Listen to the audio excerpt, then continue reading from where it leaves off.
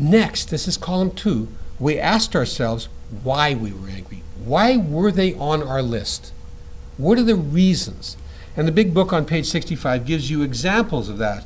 You got Mr. Brown in the first column, and you've got the cause. And you see, and someone pointed out, I heard a big book study once point out that the most number of words in any of the sentences in column 2 is 19. And he said, I give my sponsees one extra word. They can't write more than 20 words in a point. And it's all point form, and the beauty of this is only you are going to see this, and therefore it's only what it means to you. You can write shorthand to yourself. I, for instance, think back to a particular 24-hour period with an ex-girlfriend that I used to think about a lot, and if someday I could write a book about it, if anyone would read it, I don't think it's that interesting, but I could write a lot about my feelings and her feelings and what happened and what didn't happen and all that. All I put down that day. That's all I put down. I knew what I was talking about. So let's say I put Hitler down. Oh, I have put Hitler down. I don't know exactly what I wrote down beside him at the time, but these days I might say spawned anti-Semitism, responsible for the deaths of millions of people, not just Jews, but millions of people, and it could happen again. So those would be the causes I would put down. Guy who cuts me off as I turn right, didn't see me. Didn't see me. There's two different. Could cause accidents for others, could have killed me. Okay? Just 4 points. My wife, I'm going to use an imaginary wife here because I don't think it'd be fair to my wife to say anything about her. But, and this isn't my wife. It's not you, dear. But, spends too much money, not enough sex, berates me, belittles me, and I can have a whole list of things, keeps pushing me to do things, makes me spend more time than I want to on things that I don't care about. You can imagine these things, for husbands, you could have, is messy, doesn't put the toilet seat down. It could be as petty as that, and could be as serious as relies on me for all emotional support, isolates himself, I don't know what, too much sports, whatever. I mean, they can be some pretty deep things. For principles, I'll never get thin. Well, why does this bother me? I want to be thin so I'll be attractive to others. I want to be thin so I'll be healthy. Two very different motives there, hey? But those are both causes. I want to be thin so I can be a star in OA. You know what I'm saying? So like different reasons there. Talk show hosts make people into idiots. Speak to the lowest common denominator. Aren't really interested in my opinion and are really just interested in controversy. Okay? Particular politician. I won't go into any details, but did this, didn't do this, didn't say this, whatever. Ex-girlfriends used me, exploited me, dumped me. You can imagine what to put down. Just point form. Specific, but not a story. You don't write a story. You just write down the causes. How long can that take? You're again, off the top of your head, you're just writing down reasons that bother you. Just like that. It's not deep introspection, although you do learn something. As you write them down, you begin to realize that your motives are usually kind of mixed. My daughter, like a long time ago, not doing well in school, worried about her future, I'm going to look stupid to the teacher, she stands up to me. I kind of like it. I really don't like it. You know what I mean? Like, I like spunk and I don't like spunk, that kind of stuff. I mean, you begin to sort of, just as you write things down, it begins to be very interesting as you begin to understand really why these people are on your list. Because sometimes they're on your list for really terrible and bad reasons, and sometimes they're on your list for really stupid reasons. I remember being, my wonderful, loving sister-in-law was dying of cancer, and my wife was spending a lot of time with her, helping her out. And I remember resenting my sister-in-law and putting her on this list. And when I put down the cause, it was, she's sick.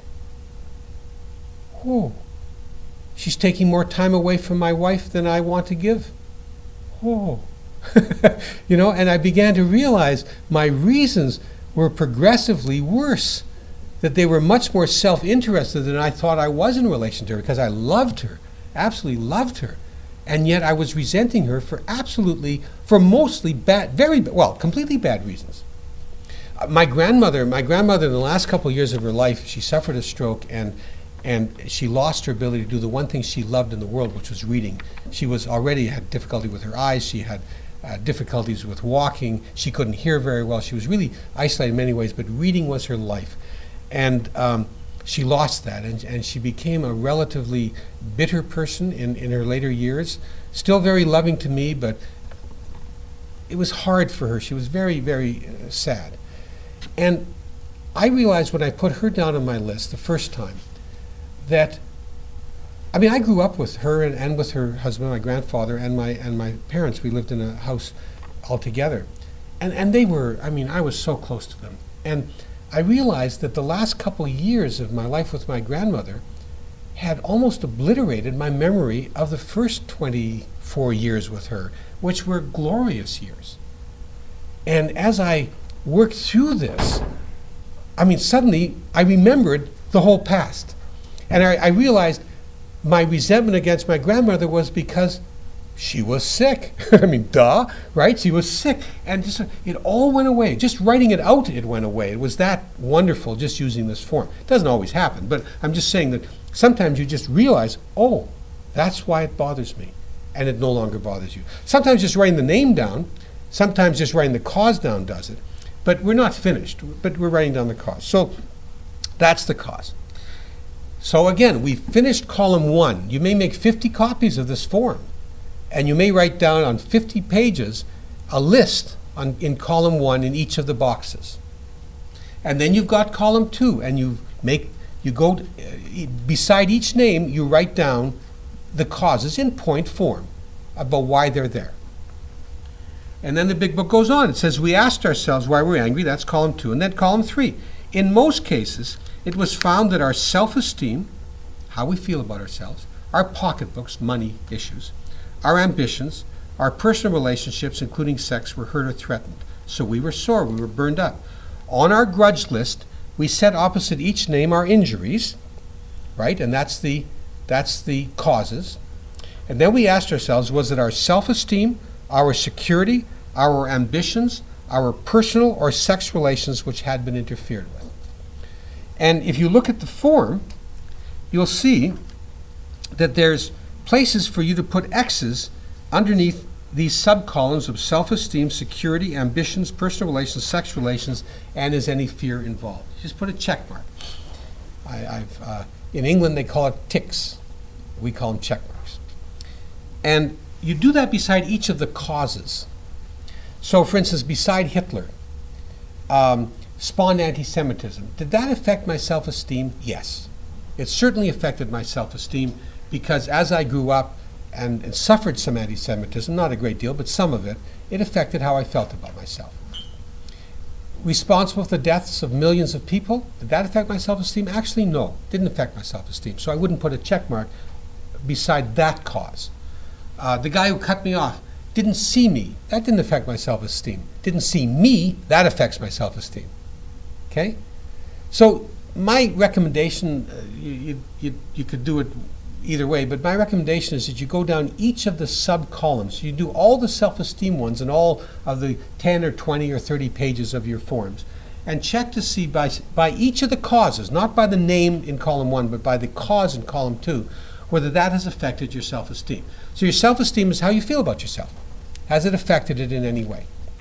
The second sub-column is security or pocketbook. So security is your sense of safety, related as well to money, security of money. But it's more than that. So spawned anti-Semitism affects my security? You're damn tootin' it does. Responsible for the deaths of millions? No. Could happen again? It sure does affect my sense of security. The guy who cut me off didn't see me, affected my sense of security. Didn't see me, affected my sense of security. Could kill others, affects my sense of security. That night with my girlfriend affect my self-esteem? Yeah. Affect my security? No. Okay? So it just depends. on the issue, but you put a check mark besides the ones that seem to fit. The next column is ambitions, what you want out of life. The chances are very, very good that you will always check this one, because if it's on your resentment list, it's something that has happened that you didn't want to happen.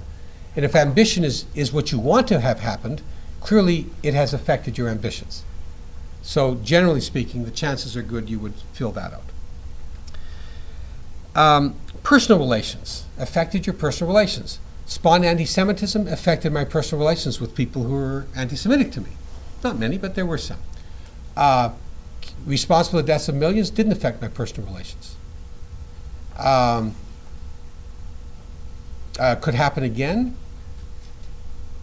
Affects my personal relations, because I did at any rate, because I always worried that it could happen again and affected how I related to people. That night affected my personal relations. The guy who cut me off didn't affect my personal relations. Okay? Or, the various causes I had didn't affect them. So it just depends. So you put check marks beside that. Sex relations, same thing. Check marks wherever it happens, wherever it does affect it. And again, sex relations doesn't simply mean whether you had good sex or not. It means does it affects your relationship with the gender to which you're attracted. Does it affect it in some way, shape, or form, either individually or in general? Sometimes it does, and sometimes it doesn't. I mean, let's not forget. I mean, there are people in this program who've been vilely abused by people by other people, either physically, emotionally, or sexually, or all three at the same time.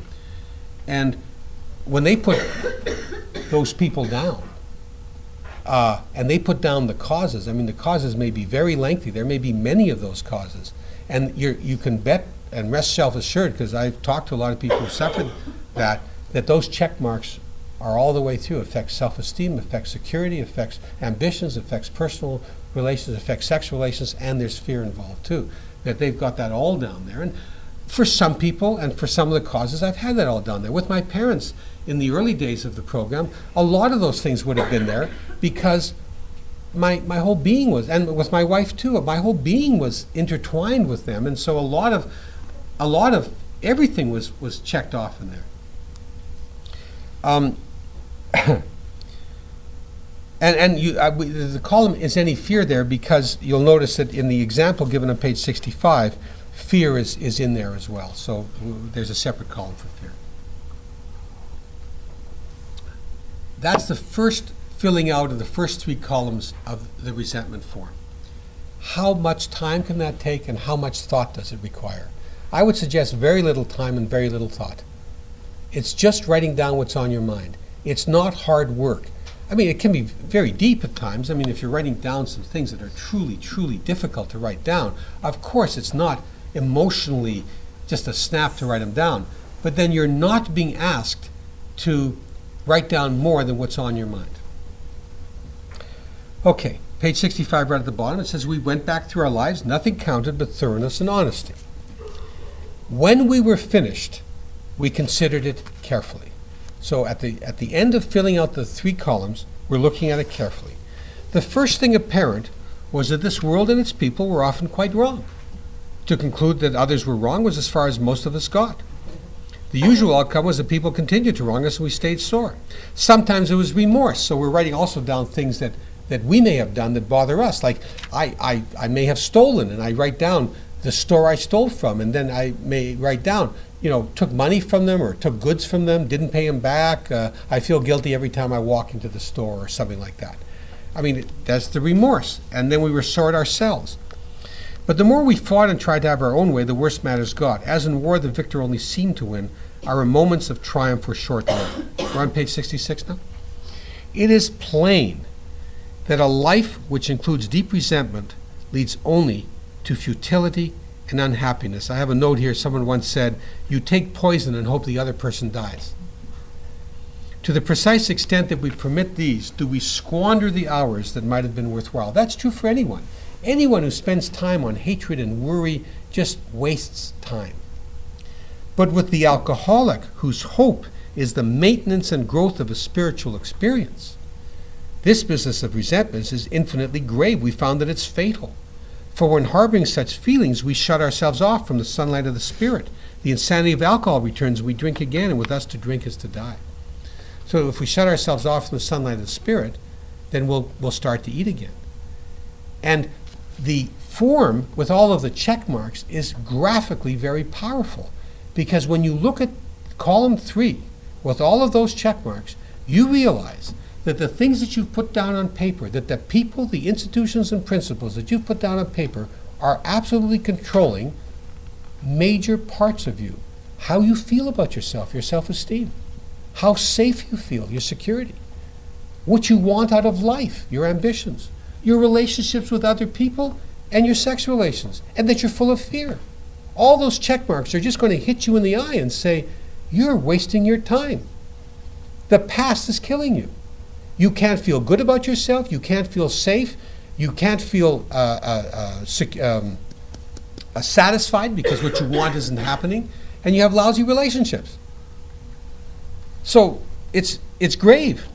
It says if we were to live, we had to be free of anger. Now, I think it's very important to understand that. Free of anger, not that we had to feel no anger, but we had to be free of it. You can't stop being angry. But I heard Elizabeth Kubler-Ross, the person who wrote on death and dying, she came to Winnipeg years and years ago, and she said, the only real anger lasts 5 seconds. The rest is sickness. If it lasts longer than that, it's sick. That was very insightful, I thought. I mean, I once knew someone who would tell me stories about working in a place where there was a bully. And the bully, and I knew a lot of people who worked there, and the bully, they said, just intimidated all of the people I knew and really liked. And sometimes I'd be invited to parties at that workplace. And I couldn't talk to that person who was the bully because I was so angry. And I kept avoiding that person throughout that party. You know, if that person went somewhere, I'd move somewhere else. You know who talked to that person? The person who told me about all these horrible things. So that person was sane. And that person got over the anger. And it was no longer anger. You know, I was angry at my friend. I told my friend the wrath did end. I was angry at my foe. I told it not. The wrath did grow. You know, sane people talk about their anger and get rid of it. And it's over. People like me, insane people, who don't live in the sunlight of the Spirit, who aren't sane, live with it, and it gets worse and worse and worse. And it ends up killing me. So if we were to live, we had to be free of anger. The grouch and the brainstorm were not for us. The grouch is the immediate anger. The brainstorm is the long-term festering, gets worse and worse anger. Were not for us. I don't get that from the dictionary, but Bill translates it in a book called As Bill Sees It. He quotes it, but gives it a different words. I love these words. They may be the dubious luxury of normal men, but for alcoholics, these things are poison. So normal people have the dubious luxury of being angry and continuing to be angry and hating. But if I continue to be angry, if I continue to hate, I die. So I can't do it. We turned back to the list, for it held the key to the future. We were prepared to look at it from an entirely different angle. We began to see that the world and its people really dominated us. In that state, the wrongdoing of others, fancied or real, had power to actually kill. How could we escape? We saw that these resentments must be mastered, but how? We couldn't wish them away any more than alcohol. If you've ever had a situation where you had to leave the room because someone entered it, and I think most of us have had that at some time or another in our lives, then you know that that person controls you. And even if it doesn't happen literally, if it happens even figuratively, that when that person comes in the room or when you think about that person, you can't think straight. You're being controlled. And the check marks will prove to you how much you're being controlled. And they should give you this sense of urgency. If I don't get rid of it, I'm never going to live. I'm going to continue to eat over it. That's the purpose of those check marks. They're very graphic illustrations of how controlled you are by how you're reacting to life. So, the hardest are the people who have harmed you or others. Those are the hardest. You know, if you've harmed someone else, okay, you can say, well, I realize how that harms me, but maybe I can deal with it. If life goes on, But it's the cases where people have harmed other people, either you or other people, that really kill you because you can't stand. You're angry. You wish it hadn't happened. You wish those people didn't exist. And all. How do you deal with it? Here's their advice. This was our course. We realized the people who wronged us, and I would say the people who wronged others as well, were perhaps spiritually sick. That we did not like their symptoms and the way these disturbed us. That, by the way, is column 2 and column 3. Symptoms is column 2, the causes. The way these disturbed us is column 3, all those check marks, the self-esteem and stuff. They, like ourselves, were sick too. Now, that's a tough proposition, but it's very important to understand. We ask God to, and I'll get into that. We ask God to help us show them the same tolerance, pity, and patience that we would cheerfully grant a sick friend. The manuscript, the draft, used to say we would cheerfully grant a friend who has cancer.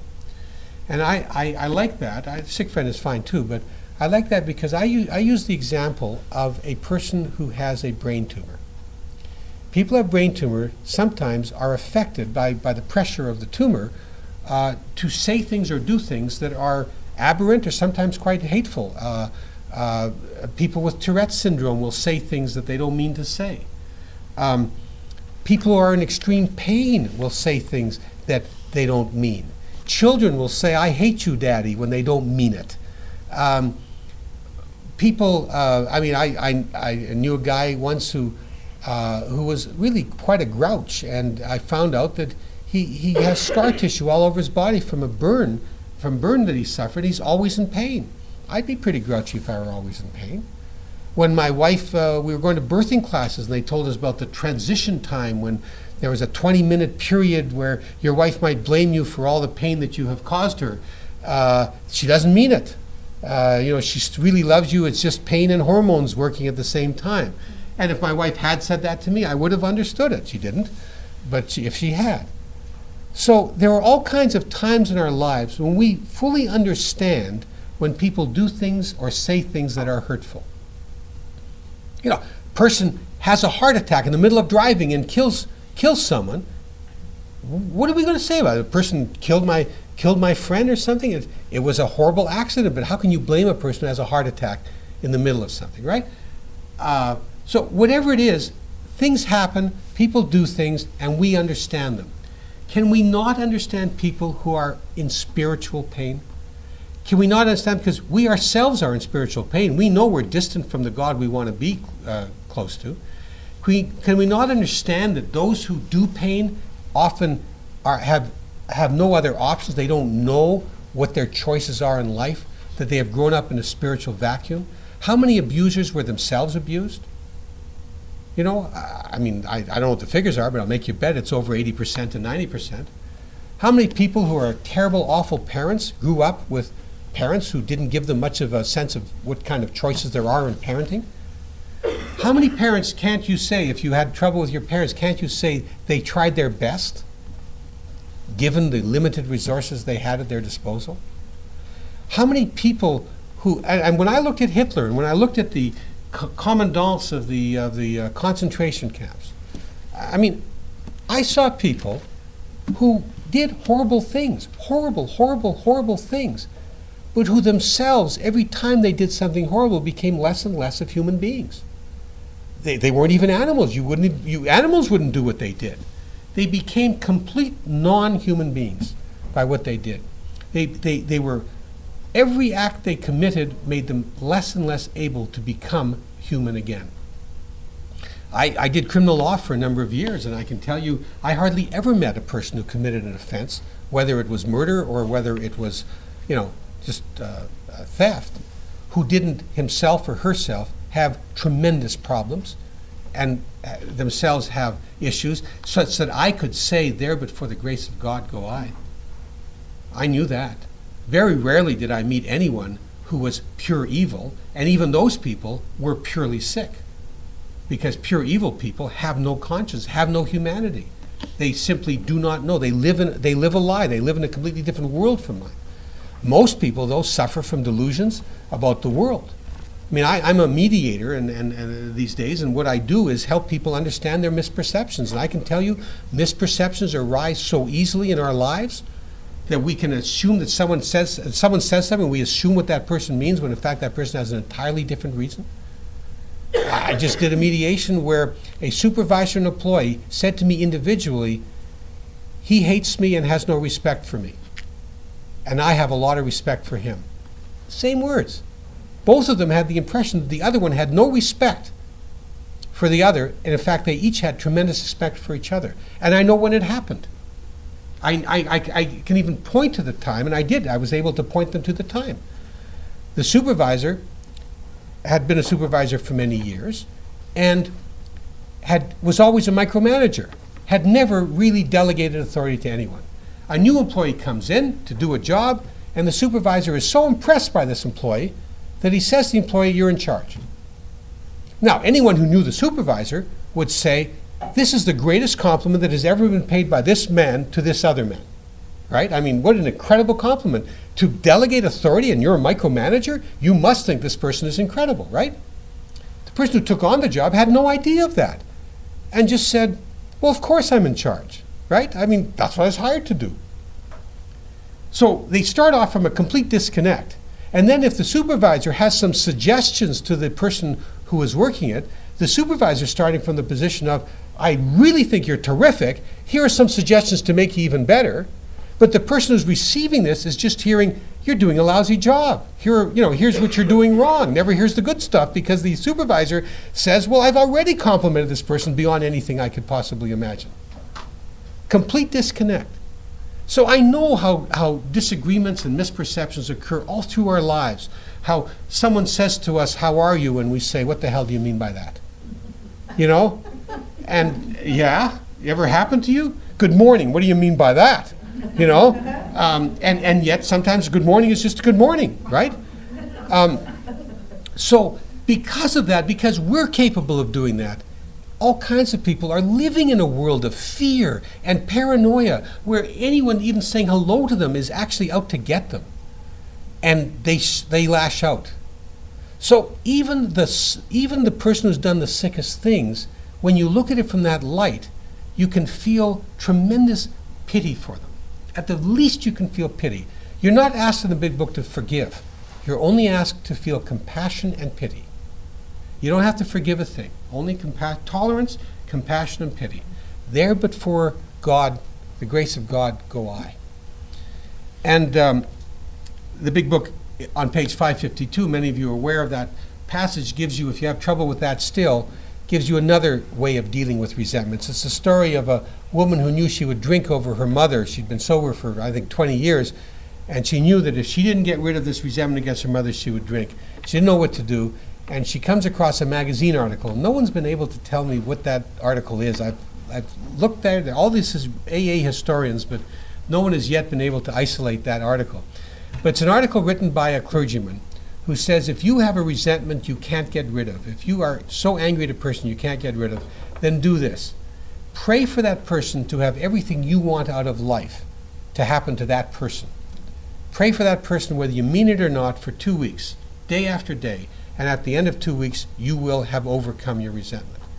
I had 5 people in my life when I first started this program whom I couldn't be in the same room with, whom I hated, and whom I resented for their existence.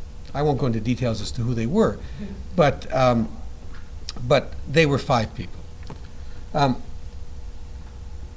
One of them is a person who's dead now, who was a lawyer who had really wronged me, betrayed my trust, and harmed a client of mine, and done it in a really cavalier way without showing any concern or remorse for the effects of what he had done.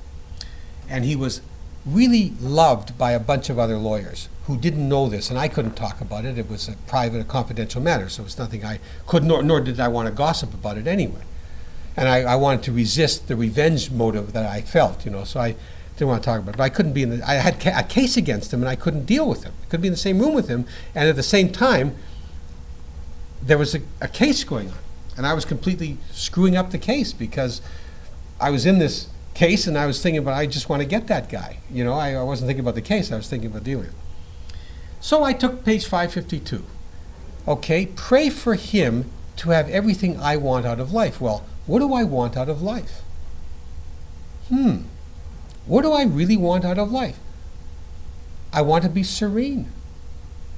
I want to be able to love. I want to be able to be loved. I want to be useful. I mean, when you come down to it, what else do we want in our lives but something as basic as that? So I said, okay, I'm going to pray for X to be able to love and to be loved, to be serene, and to be useful in life.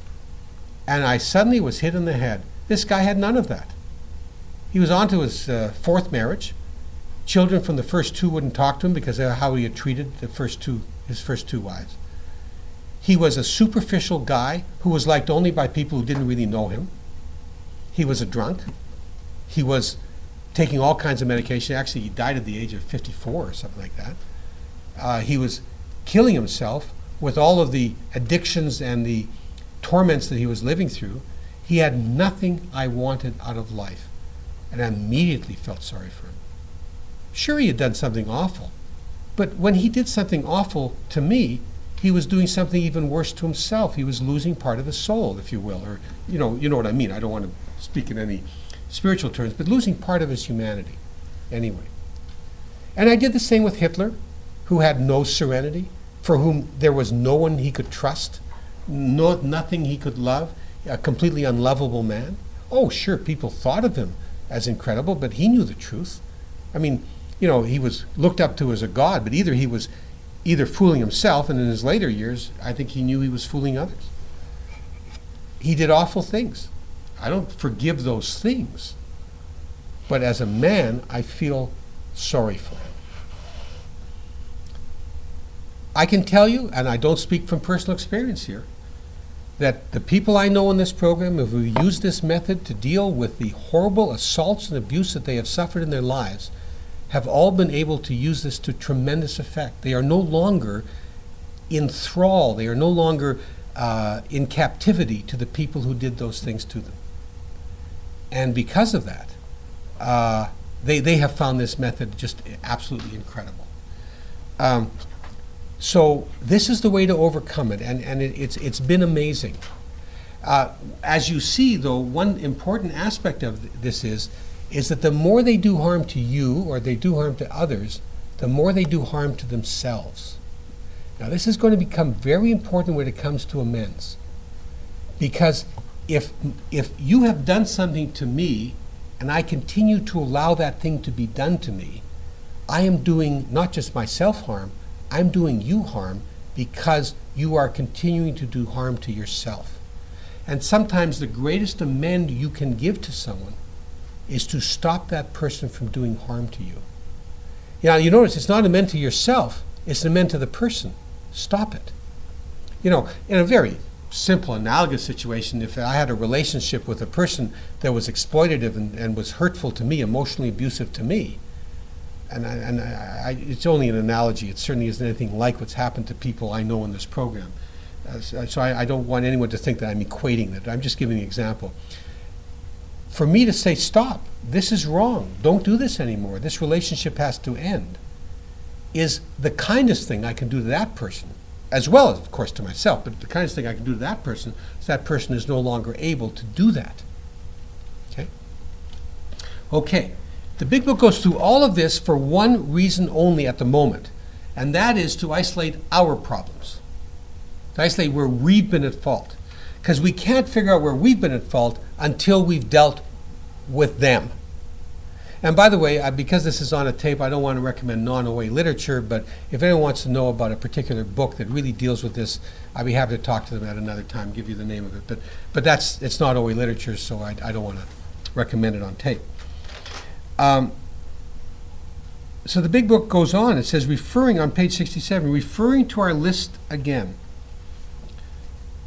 putting out of our minds the wrongs others had done, we resolutely looked for our own mistakes.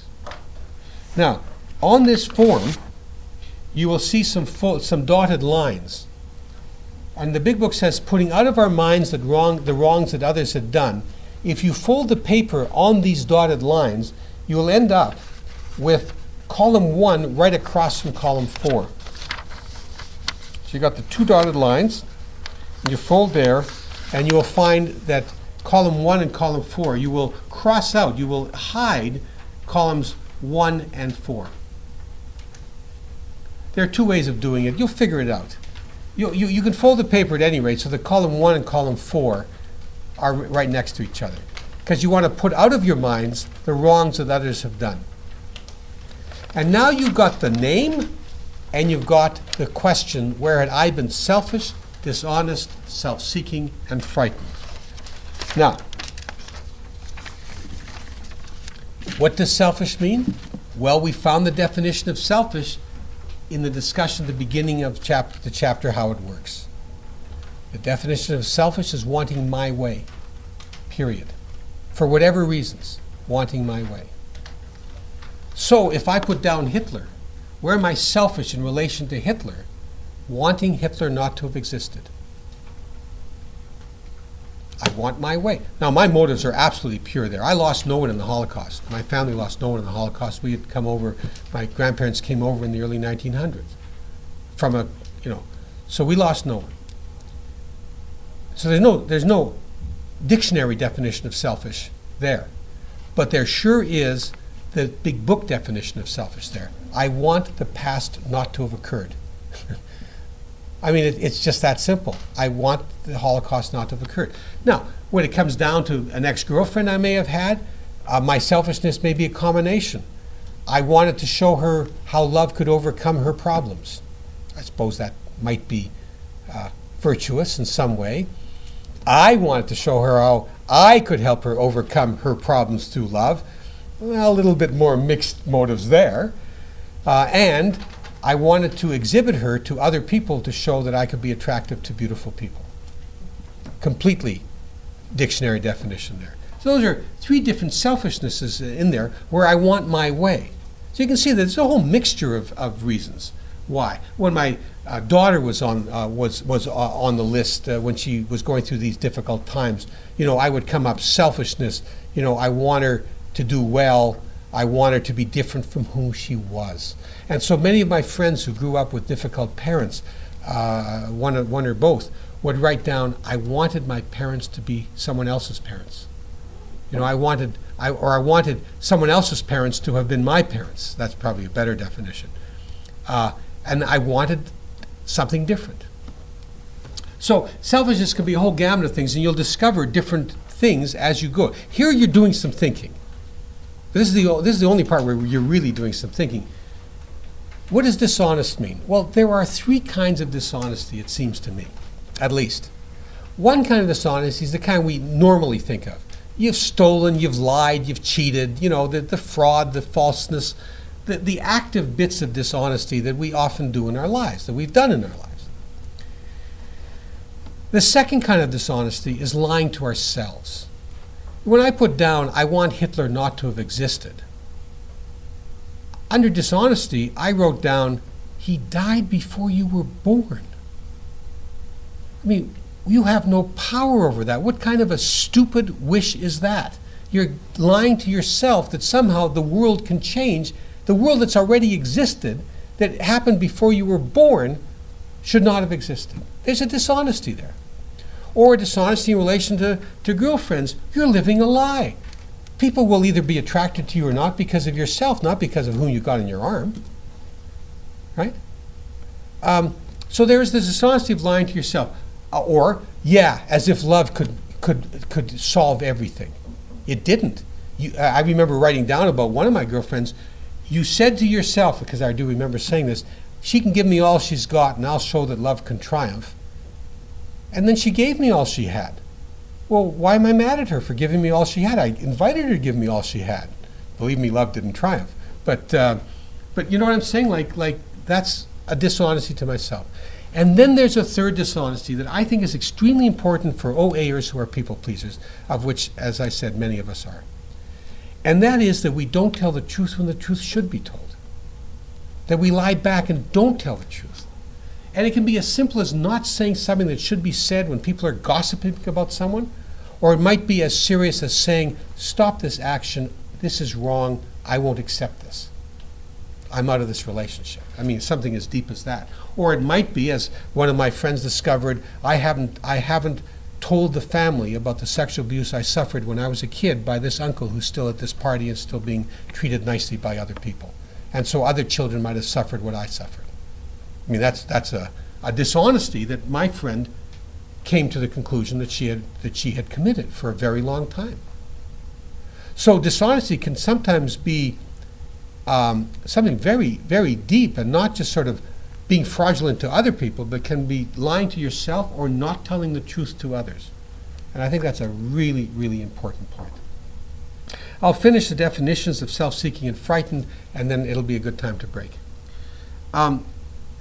What is self-seeking? That's the hardest question I've ever had to answer in my study of the Big Book, because there isn't an easy answer. The best I can come up with is that self-seeking, at the very least, is looking for other people to define you and how you feel about yourself. Sort of self-seeking, seeking myself or my sense of self in other people, how they affect your self-esteem, how they affect how you feel about yourself. The other aspect of self-seeking is it's all about me. It's all sort of how it affects me and not other people. This person may have done something to 20 people, but I only care about what happened to me. It's sort of that aspect of it. And it's also not thinking of other people, but thinking of yourself. And that's the best I can come up with. It's all those things in one. It's just sort of looking to yourself as the center of the universe. And we really are. I mean, most of us are the heroes of our own movie, and everyone else is a bit player. And that's what self-seeking is. And then frightened is fear. It's just full of fear. And sometimes the fear is being found out, and sometimes the fear is not getting what you want or losing what you have. But there are all kinds of fears relating to it. I put down a guy I used to gossip about. I told true stories about him that held him up to ridicule. And as I went through how that affected me, I didn't like him either, he didn't like me. And so I would tell these stories, and they were true, absolutely true. I was pretty accurate, but he was not a well man, actually quite a sick person. And as I went through this, my selfishness was, I wanted people to like me and dislike him. And my dishonesty was, he's a sick man, and I'm making fun of a sickness. Because what was funny, supposedly funny about him, was in fact the symptoms of his sickness. I was self-seeking in that I was more concerned about my reputation than his. And I was frightened that he'd find out about it. Okay? So gossiping became far deeper for me than just gossiping as a character defect. Gossiping was an aspect of my selfishness, dishonesty, self-seeking, and fear. My lousy relationships, my jealousy, my conceit, my whatever all those 7 deadly sins are, and whatever all the other 25 or 30 or 40 or 50 numbered lists of defects of characters are, they all come down to wanting life to be different, being dishonest with someone, looking to myself and not to others, and being full of fear. And as I worked through this form, I began to see how deep all this was in me, but I also began to see something else. There are only 4 of them. 4 defects of character. Okay, if I get rid of these 4, it was pointed out to me I was holding up 3 fingers. 4. Well, I wonder what happened to my other finger. I thought I had 6 fingers. Anyway, if I could get rid of these 4 defects of character, I'd be free. And that's the beauty of this, because by the time we get to 6 and 7, and we only have 4 defects of character to get rid of, we're ready to get rid of them, you know? So this is, for me, it's tremendously brilliant. And we'll stop there, and we'll take a break. We'll take I'd say a 15-minute break, and come back about 5 to 3. Okay? Thank you.